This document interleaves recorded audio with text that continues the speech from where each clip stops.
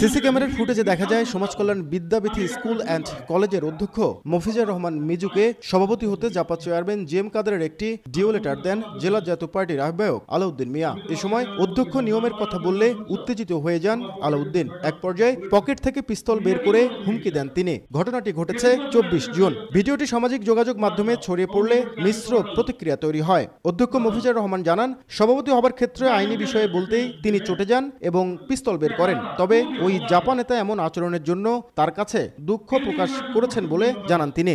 বিষয়টা আমাদের জাতীয় পার্টির চেয়ারম্যান মহোদয় ওনার নলেজে আছে, ডিসি স্যারের নলেজে আছে, আমাদের মেয়র মহোদয়ের নলেজে আছে এবং বিষয়টা আমাদের মাঝে উনি আমাকে সরি বলছেন। তবে রংপুর মেট্রো পুলিশের উপকমিশনার আবু মারুফ হোসেন জানান, অভিযোগ পেলে নেওয়া হবে প্রয়োজনীয় ব্যবস্থা। নগদের কাছে সব গ্রাহকই প্রিয়, তাই তো সারা দেশে ক্যাশ আউট চার্জ সবচেয়ে কম।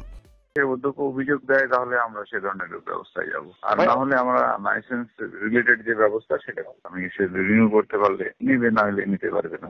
এমন ঘটনায় দলের ভাবমূর্তি ক্ষুণ্ণ হয়েছে বলে জানান জাপার কো চেয়ারম্যান মোস্তাফিজুর রহমান মোস্তফা। এই ধরনের কোনো কাজে নিজেকে ইনভলভ করি তাহলে তো ভাবমূর্তি ক্ষুণ্ণ হওয়ার কথাই। আমরা এটা নিয়ে তাকে তিরস্কারও করা হয়েছে। তবে জাপা জেলা আহ্বায়ক আলাউদ্দিন মিয়া মুঠোফোনে জানান, এটি ছিল ভুল বোঝাবুঝি। সবার উপস্থিতিতে একটি সম্মানজনক সমাধানও হয়েছে। একটা শিক্ষা প্রতিষ্ঠানকে ঘিরে যে ধরনের কথাবার্তা আলোচনা মানুষের মধ্যে আছে, এটা সকলের আন্তরিক সহযোগিতা একটা সম্মানজনক সমাধান হয়ে গেছে এবং এ ধরনের বিষয়ে আমরা সকলেই ভবিষ্যতে সতর্ক থাকব। 2024 সালের মার্চ থেকে জেলা জাতীয় পার্টির আহ্বায়ক হিসেবে দায়িত্ব পালন করছেন আলাউদ্দিন মিয়া। তিনি রংপুর কারমাইকেল কলেজের ছাত্র সমাজের তৎকালীন প্রতিষ্ঠাতা সভাপতি ও কারমাইকেল কলেজ ছাত্র সংসদের 2 বারের নির্বাচিত ভিপি ছিলেন।